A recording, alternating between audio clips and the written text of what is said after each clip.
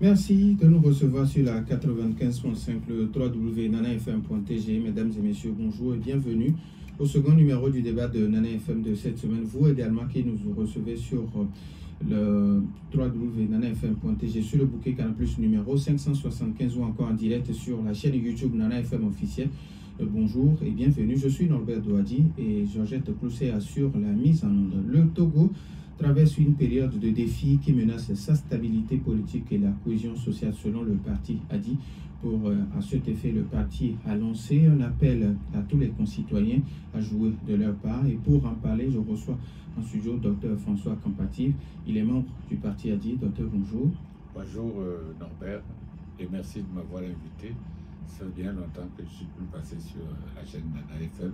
C'est un plaisir pour moi de revenir et qu'on discute à bâton rompu sur la situation politique de notre pays. Alors, les auditeurs, vous avez donc la possibilité d'intervenir dans ce débat sur nos deux numéros à partir de 7h35 minutes. 91 09 71 71 ou le 96 61 58 58. Le débat de Nana FM, c'est parti.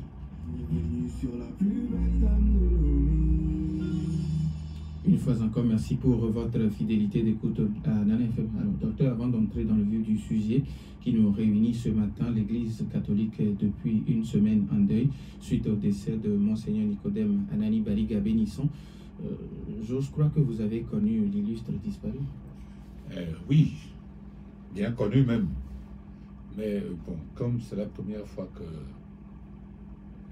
nous passons à la radio à la suite de ce décès, je crois qu'il est de très bon ton que, à mon nom personnel, ici le président national qui n'est pas sur le terrain le permet, au nom de tout le parti, que nous présentions nos condoléances à la famille biologique de l'illustre disparu et à toute la communauté catholique dont je fais partie, parce que c'est une grande perte pour toute la communauté et pour tout le pays. Je reviendrai là-dessus, c'est une perte énorme pour notre pays. Donc, je présente nos condoléances à la famille, à toute la famille, à toute la communauté catholique et à tout le pays, parce que c'est un grand sage qui s'en est allé.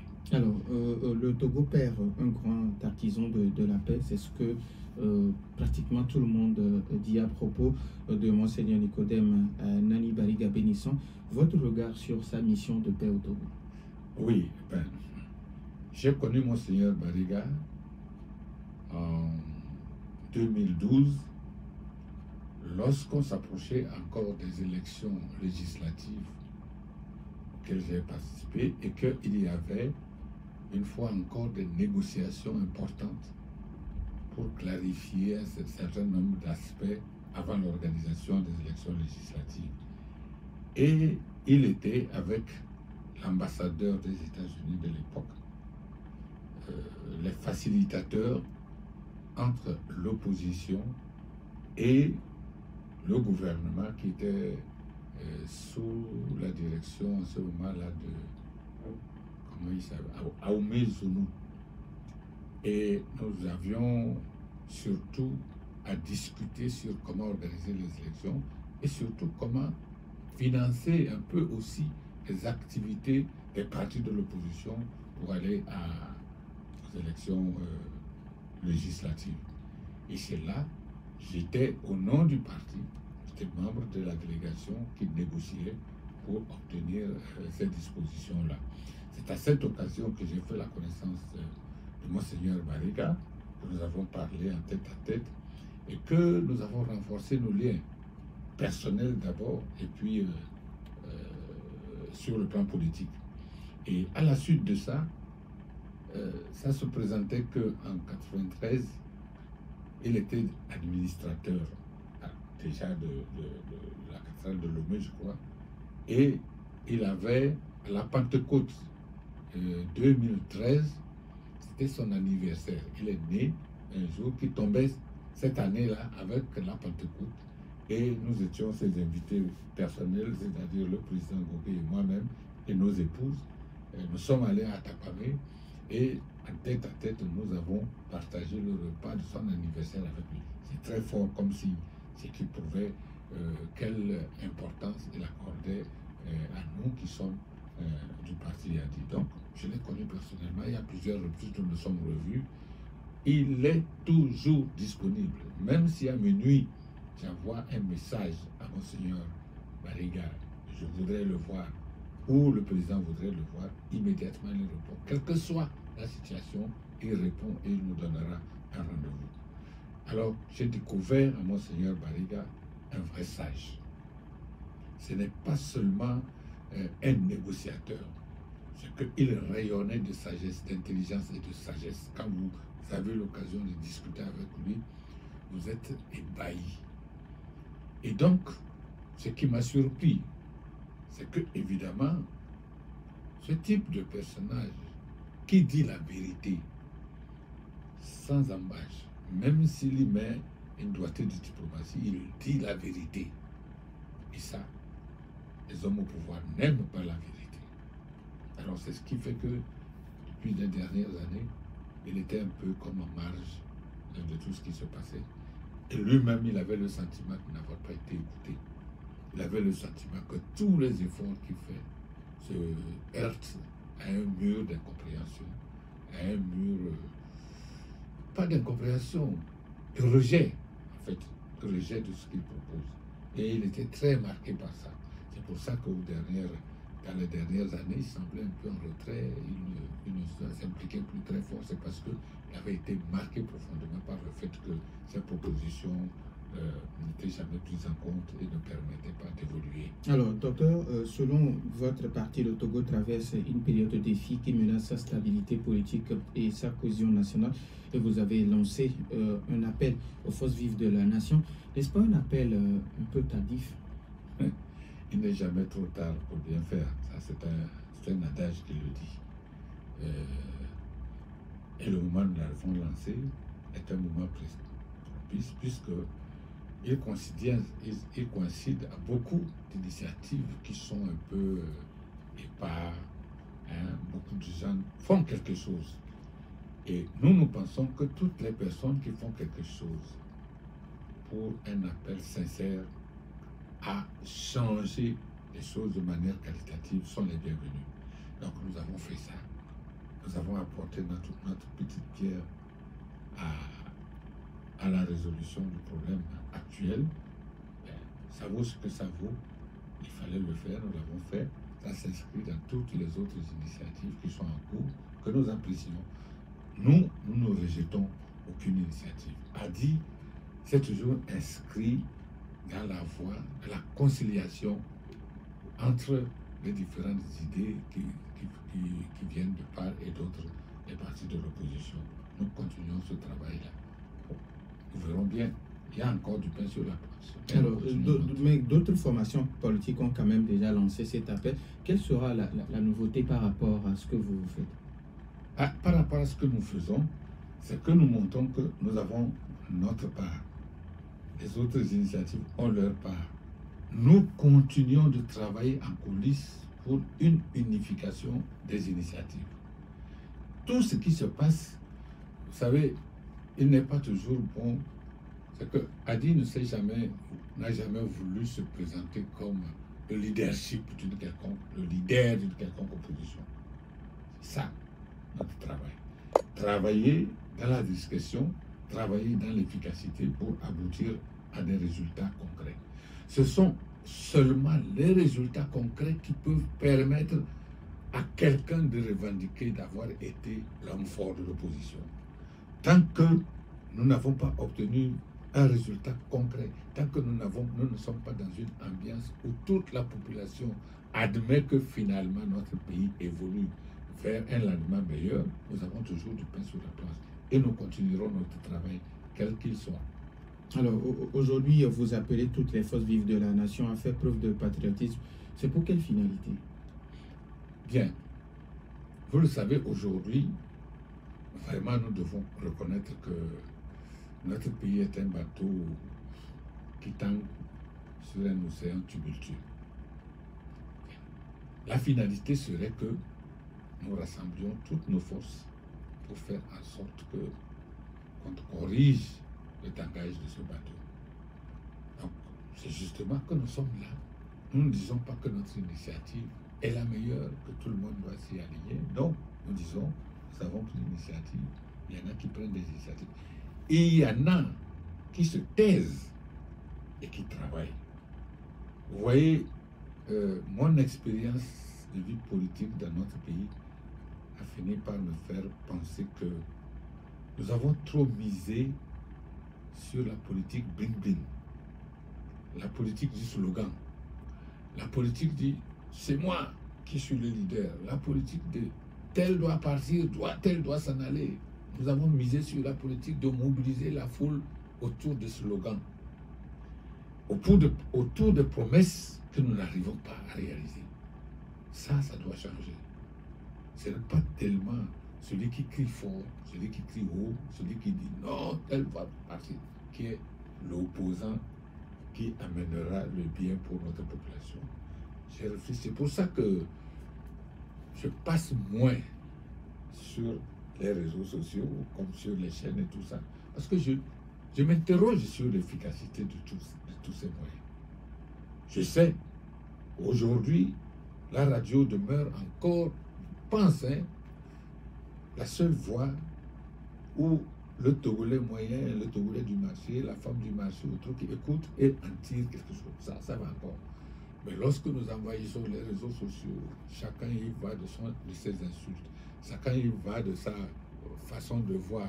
L'autre là, il a fait tel geste qui n'est pas bon. Alors on se demande si quelqu'un est sincère avec lui-même, quand il fait une dénonciation ouverte sur les réseaux sociaux, il faut qu'il s'auto-évalue pour voir si sa dénonciation contribue à quelque chose dans l'avancée du travail que nous faisons. Si ça ne contribue à rien, il faut qu'il se remette en cause. Alors, on sait que Hadi est aujourd'hui chef de file de l'opposition. Quel sera alors votre rôle pour l'atteinte de l'unité nationale dont vous faites mention dans votre appel que vous avez lancé il y a quelques semaines? Je voudrais à chaque fois mettre un bémol sur cette question de chef de file de l'opposition. J'ai vu sur les réseaux sociaux quelqu'un dire que notre président se proclame pompeusement chef de file de l'opposition. C'est absolument une aberration. Parce que depuis que nous sommes sortis des élections, aucun personnage du parti n'est allé revendiquer où que ce soit être chef de file de l'opposition. Et à chaque fois, il faut se remémorer ce que Solenyenka disait à Senghor à propos de la négritude. Le tigre ne proclame pas sa tigritude, il pontiche sur sa proie. Donc, être chef de file de l'opposition ne peut s'entendre que si nous jouons un rôle positif qui arrange quelque chose. Là, nous pourrons revendiquer. Pour l'instant, nous ne revendiquons rien du tout. Nous avons obtenu 2 députés à l'Assemblée nationale. Nous ne savions même pas qu'il n'y aurait pas un parti d'opposition qui en aurait 10. Nous ne savions pas si l'opposition n'aurait pas gagné. Donc, s'arc-bouter sur cette notion de chef de file de l'opposition n'est pas, à mon entendement, la bienvenue. Alors, maintenant, quel sera votre rôle là? Maintenant, nous sommes à l'opposition et nous sommes dans l'Assemblée. Nous ne pesons pas lourd, nous avons 2 voix, plus la voix de la DMP. Nous sommes 3 de l'opposition. Si nous 3, nous conjuguons nos efforts, nous jouerons au sein de l'Assemblée nationale le rôle du colibri qui, avec des gouttes d'eau, essaie d'éteindre l'incendie qui brûle. Nous le jouerons, nous jouerons notre partition d'opposition aussi de manière la plus correcte possible. Il est impossible de ne pas être critiqué. Tout ce que nous ferons, ce sera critiqué, c'est normal. C'est quelqu'un qui ne fait rien qui n'est pas critiqué. Donc nous jouerons notre rôle. Nous ne jouerons pas un rôle de leadership autoproclamé. Non, nous ne sommes pas leaders autoproclamés. Nous jouerons le rôle que nous avons à jouer au sein de l'Assemblée en tant qu'opposition. Et nous le faisons déjà, de continuer de voir toutes les initiatives qui se passent. Il y a beaucoup d'initiatives, mais les initiatives sont disparates. Les initiatives sont autour de leaderships différents. Nous disons que nous jouerons le rôle de rassembleur. Nous avons toujours joué ce rôle. Nous n'avons pas toujours obtenu le résultat escompté, mais cela ne nous empêche de continuer ce rôle. Donc, au sein de l'Assemblée et dans la population, nous continuerons de jouer ce rôle de rassembleur. Voilà la tâche que nous nous confions. Ce n'est pas aisé. Les critiques sont de tout bord. Il y en a qui sont sincères, nous les prenons avec... Vraiment, quand quelqu'un nous envoie une critique positive, nous les prenons avec bon sens. Mais nous savons qu'il y a beaucoup de gens qui sont des fanfarons. Il y a beaucoup de gens qui veulent juste qu'on entende leur voix. Alors, docteur, parlant de l'Assemblée nationale, certains députés sont déjà en tournée d'intercession à la rencontre des populations. On sait que vous avez 2 députés à l'Assemblée nationale. Je sais personnellement que vous, en tant que docteur François Kampati, vous ne siégez pas à l'Assemblée nationale. Mais en ce moment, en ce temps de pause des députés, que font vos députés? Est-ce qu'eux aussi vont à la rencontre des populations? Même sans pause à l'Assemblée, le rôle d'un député est toujours d'aller vers sa population le plus souvent possible. Donc, nous le faisons. Nous allons vers nos populations. Nous sommes en droit de leur expliquer aussi pourquoi est-ce que, globalement, nous avons échoué. Pourquoi dans certains endroits où nous étions vraiment dans l'alliance populaire que nous avions soulevée dans certaines zones, à coucher d'une souris. C'est notre devoir de leur expliquer. Donc, aller vers les populations est un devoir naturel de l'opposition. Mais en même temps aussi, quand nous retournons vers nos populations, ils nous demandent de la Constitution, qu'est-ce que c'est? Nous leur disons aussi que la manière dont cela s'est posé, nous sommes contre et nous serons toujours contre. Parce que nous ne voyons pas ça comme une amélioration qualitative pour ce que nos populations vivent. Le changement de constitution n'a pas apporté de l'eau dans les familles. Ça n'a pas apporté l'électricité. Ça n'a pas apporté une amélioration du panier de la ménagère.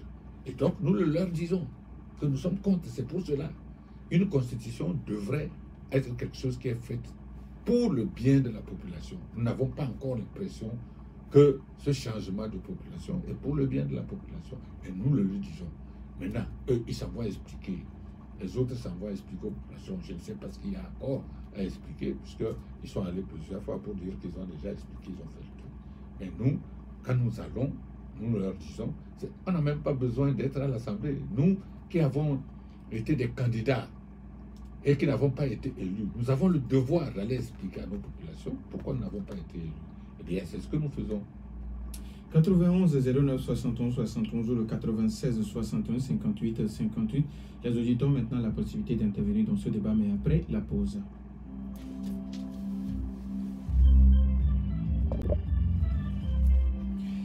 « 91 09 71 71 ou le 96 61 58 58. Nous avons un premier auditeur en ligne. Nana FM, allô? Oui, allô? Oui, PD, bonjour. Bonjour. Comment allez-vous? Très bien. Oui, allez-y, on vous écoute. Docteur, bonjour. Bonjour, Pelé. Ok, du courage, félicitations. Merci. Ok, vous êtes le doyen des doyens aujourd'hui. Parce que professeur Gauguin, c'est le doyen des oppositions aujourd'hui qui sont à l'Assemblée. Et vous êtes son doyen. Je ne suis pas son doyen, excuse. Il est mon doyen, si c'est question d'âge.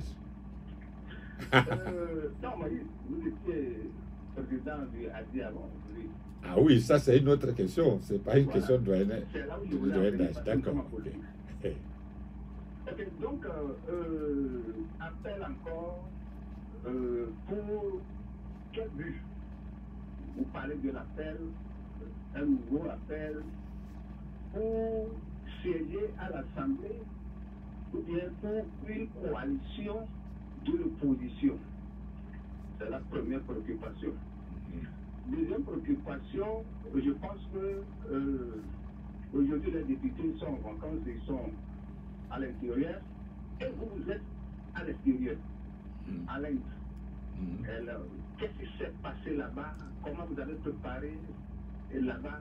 Et quel est le retour de l'Inde pour un régime parlementaire dont le RPT Unir est en train de mettre la charrue devant le bœuf? Vous comprenez ce que je voudrais... Tout à fait, Pelé. Tout à fait. Professeur, je pense qu'aujourd'hui, devant Dieu, devant les hommes, nous sommes devant un régime dictatorial, RPT Unir, qui est en train de faire plus de 60 ans au pouvoir. Après cette élection, le 29 avril, qu'est-ce qui est arrivé? Il y a 4 partis politiques que le peuple a désignés pour être à l'Assemblée. Qu'est-ce qui s'est passé? Et que depuis ce jour, on ne voit pas les 4 partis de l'opposition, c'est-à-dire Jean-Pierre Fabre, professeur Bogué, professeur maître, après comme Madame Adjamagbo, se rassembler pour avoir, s'il ne pas siéger, ou il faut siéger. Qu'est-ce qui s'est arrivé? Qui a appelé? Qui n'a pas appelé? Qui s'est passé? Le doyen. Merci beaucoup, appelé 91 09 71 71 ou le 96 61 58 58. Les auditeurs ont toujours la possibilité sur ces 2 numéros.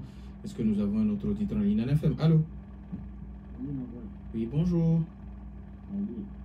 Allô? Monsieur Basile, vous voulez parler un peu plus fort, s'il vous plaît? Oui, moi je parle vraiment fort. Ah bon, mais j'ai vraiment du mal à vous recevoir. Ah, est-ce que ça va? Oui, maintenant ça va. Salut, docteur Basile. Bonjour, monsieur Basile. Oui. Oui, bon, je vous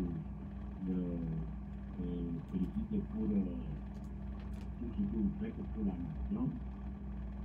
Bon, je vous ai suivi dès le début du bas.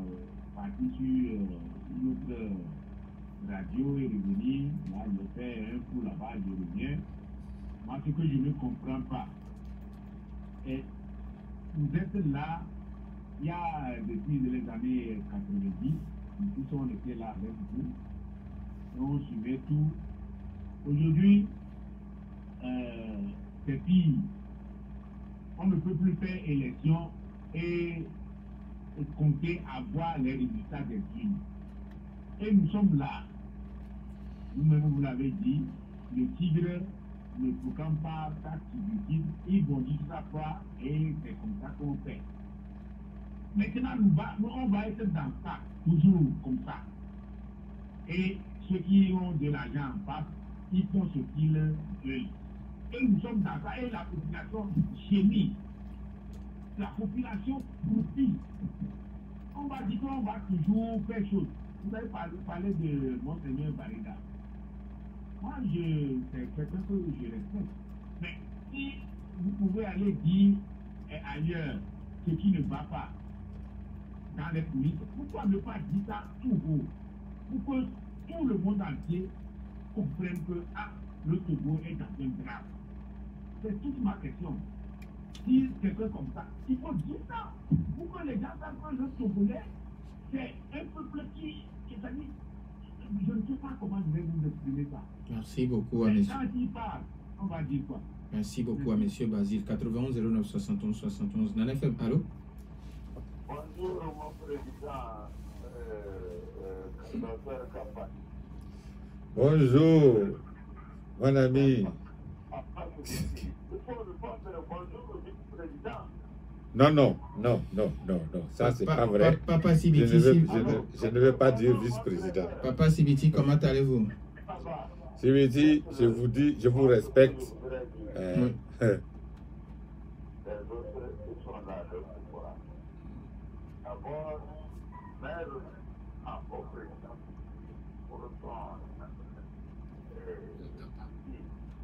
Je ne vous entends pas. Oui.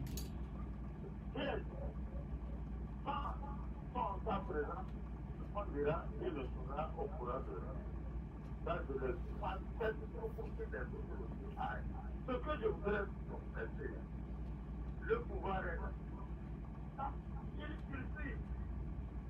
L'opposition est là. Qu'est-ce qu'il vous fait?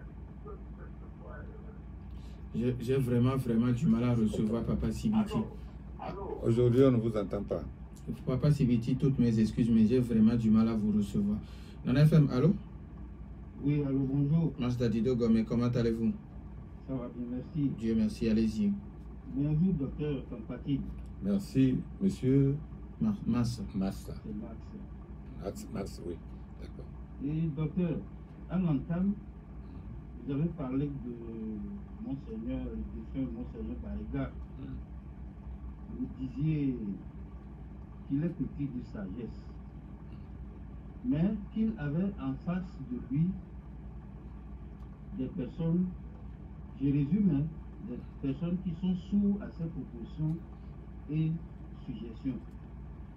Moi, je trouve que Adi fait de même dans l'hémicycle, pensant aboutir à un changement de mentalité des gens en face.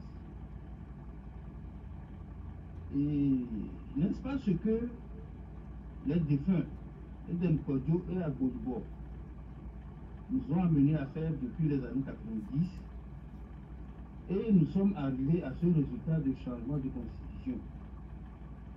Pensez-vous que c'est la meilleure manière de faire aboutir le changement? Ceux qui s'attaquent un peu à Adi, je pense que c'est ce qu'ils voudraient vous faire savoir.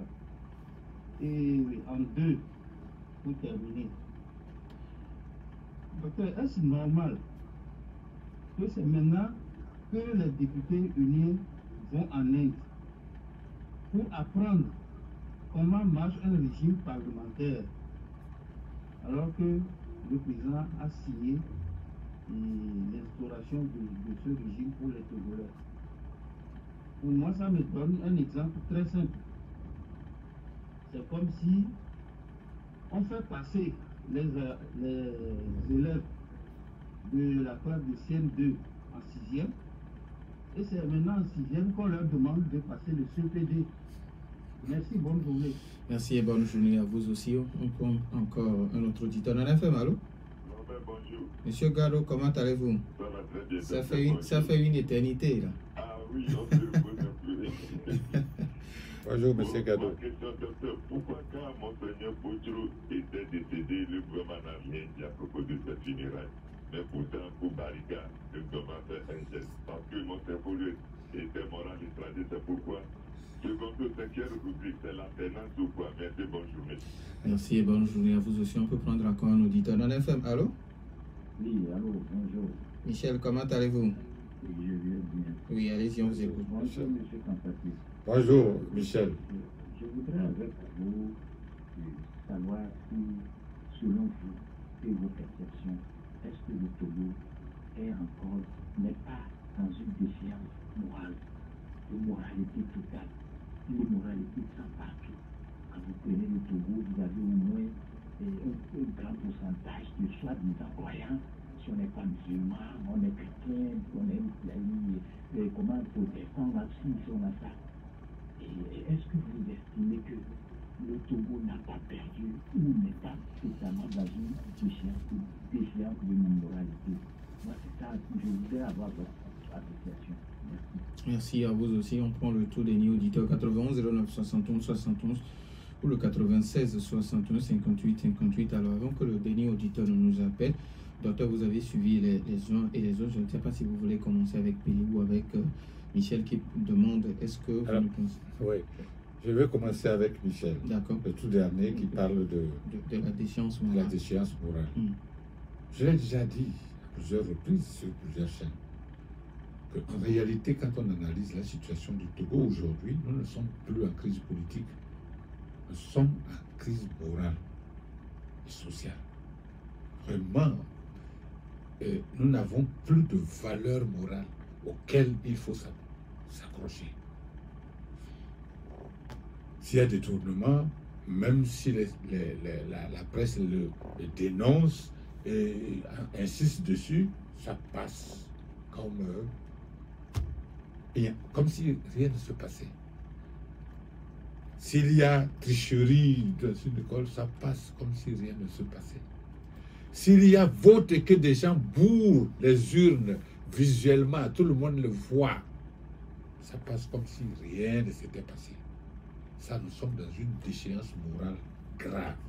Et c'est pour cela que la perte de personnes comme Monseigneur Bariga fait encore plus mal parce qu'il y avait encore quelques personnes sur lesquelles on pouvait dire nous avons encore des sages qui ont le sens de la morale et de la dignité.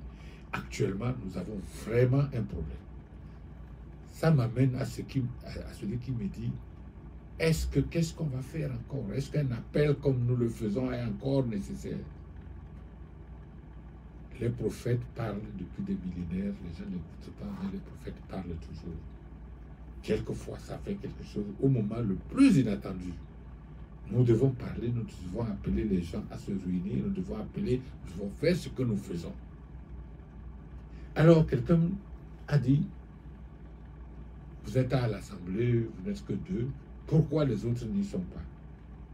Nous avons répondu à maintes reprises à cette question. Les autres n'y sont pas parce qu'ils sont sincèrement dans le droit de penser que ça ne sert à rien d'y être. C'est leur droit. Alors, il vous demande, est-ce que vous êtes appelés entre vous, les 4 partis se sont appelés, oui, il faut y aller, non, il ne faut pas y aller. Nous l'avons fait. Ce n'est pas des choses qu'il faut... Nous ne parlons que sur des choses qui rendent service. Parler signifierait peut-être que, oh, j'ai vu celui-ci, il a dit non, celui-ci a dit non. Finalement, ça aboutit à quoi? Je dois vous dire que nous avons fait, nous continuons à le faire, nous cherchons toujours à trouver une solution médiane. Et c'est seulement le jour où nous aurons réussi qu'on pourra dire, bon, nous avons fait ci pour réussir. Autrement dit, nous continuons le travail en coulisses en espérant qu'un jour, on va aboutir. L'idéal, c'est que demain, toute l'opposition togolaise retrouve une voie commune d'action pour changer les choses. Ça arrivera. Dieu en est témoin. Alors, Mas Dadito Gomé qui vous demande comment est-ce que c'est aujourd'hui qu'on va en Inde pour apprendre mieux à maîtriser le régime parlementaire. Ce que dit Max est tellement évident que j'ai parlé ce matin avec le député qui est allé. Et c'est justement ce qu'il a dit. En fait, finalement, c'est un embarras total. Parce que ce qu'on retient, c'est d'ailleurs paru dans les réseaux sociaux, dans le rapport.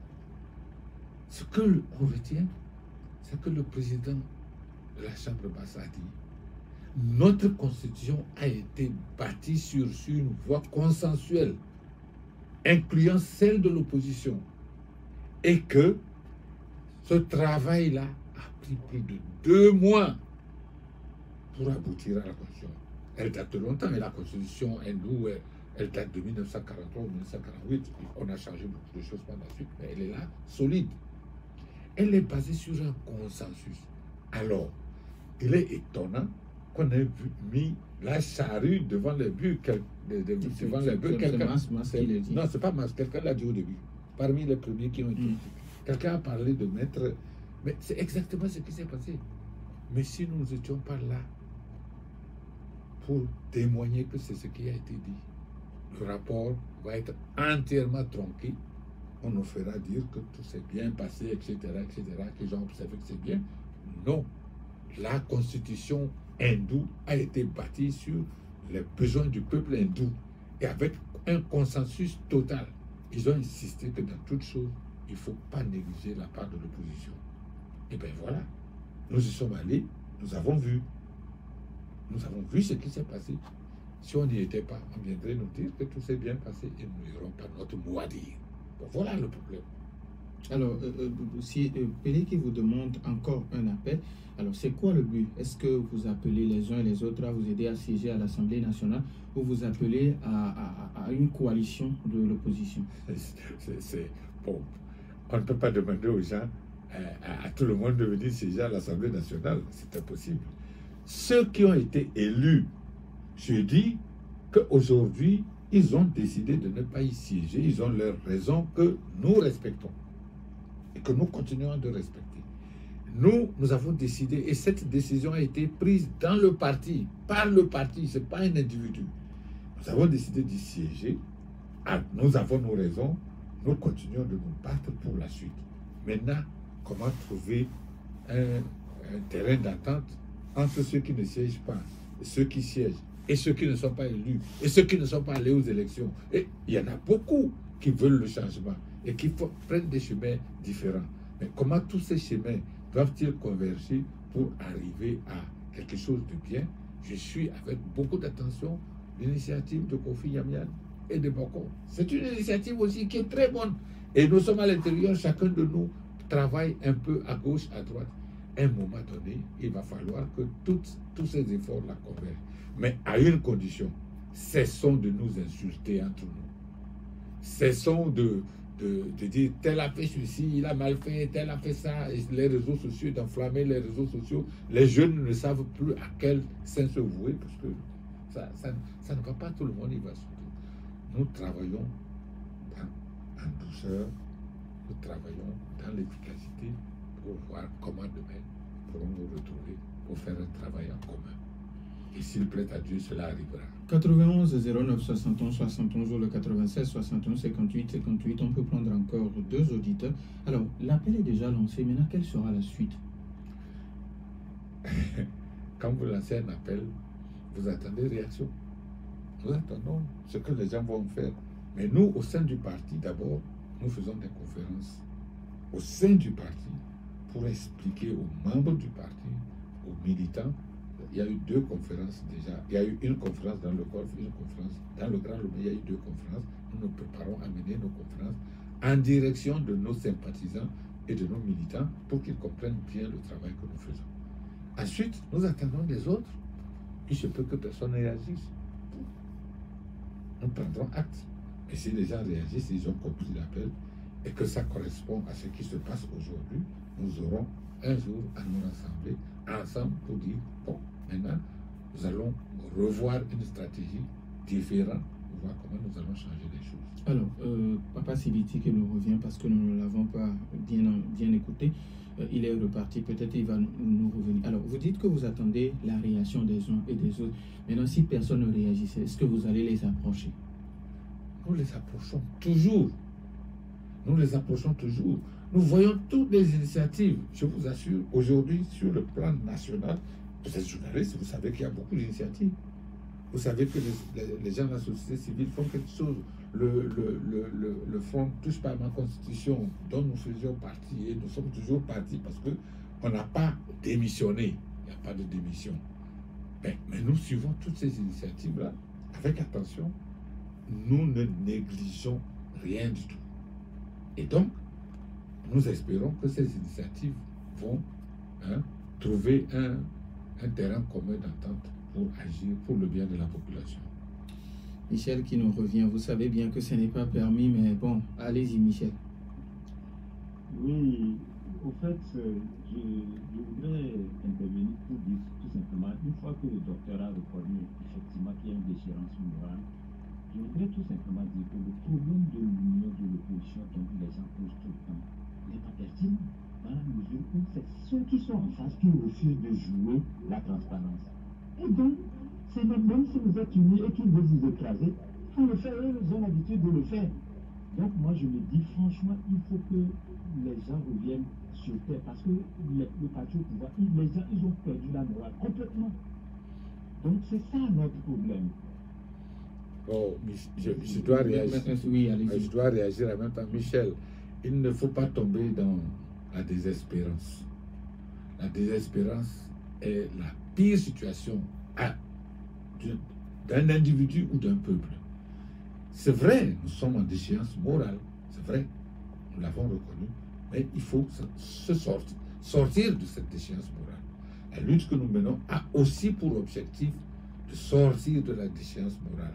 Et donc, il ne faut pas abandonner. Il ne faut pas dire, bon, c'est perdu. Ils sont là, ils ne font rien, ils n'écoutent rien, c'est perdu. Non, c'est pas perdu. Même au sein du parti au pouvoir, il y a des gens qui commencent à se poser des questions. Donc, tout bouge.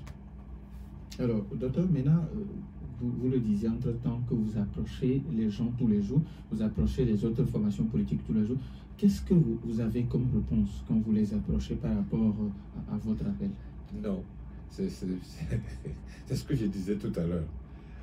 Lorsqu'on vous dit que vous faites quelque chose, on vous dit, qu'est-ce que tel a dit? Qu'est-ce que tel a dit? Qu'est-ce que tel a dit? Lorsque vous essayez d'expliquer ce que l'autre a dit, ça devient ce que nous appelons la trahison des autres. Si on fait ceci... Non, pas forcément appeler le nom d'un parti politique, tel parti politique a dit... Voilà. Maintenant, en résumé, qu'est-ce que vous avez? Est-ce que les gens adhèrent à votre appel? C'est ce que je... En résumé, je vais être... en résumé, c'est que tout le monde est d'accord pour l'unité d'action.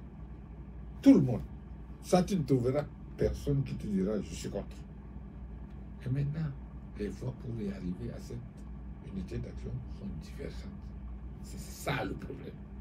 Et le problème, il est constant. C'est les voies pour y arriver qui sont divergentes. L'effort est de pouvoir trouver une voie que tout le monde accepte, même si elle n'est pas la meilleure pour tout le monde. C'est ça qui est difficile à trouver. Et nous essaierons de la trouver. Il nous reste pratiquement 2 minutes. Sûrement que vous avez un message à propos de cet appel à l'endroit des concitoyens. Donc, moi, le message est ce que j'ai dit à Michel, que personne ne désespère, que personne ne dise ça y est, c'est perdu pour de bon, nous n'avons plus rien à faire. Ceux-là, ils ont tout, ils font tout. Bien, vous voyez, c'est lorsque quelqu'un croit être au pouvoir, c'est lorsque quelqu'un croit qu'il a tout pris, qu'il n'y a plus rien devant lui, qu'il est surpris par les événements, parce qu'il se croit tout puissant. C'est ce qui se décide et qui va arriver chez nous. Peut-être que je ne serai plus là, mais retenez ça. Il ne faut pas à un moment donné qu'un parti se croit si fort qu'il écrase tous les autres. Et ce qui se passe aujourd'hui au pouvoir, c'est ça.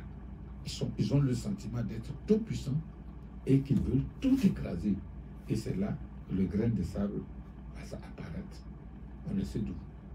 Donc, ce que nous avons, le peuple est en désespoir. Chaque homme politique, de quelque bord qu'il soit, doit prendre conscience de ça et se dire quel doit être mon rôle.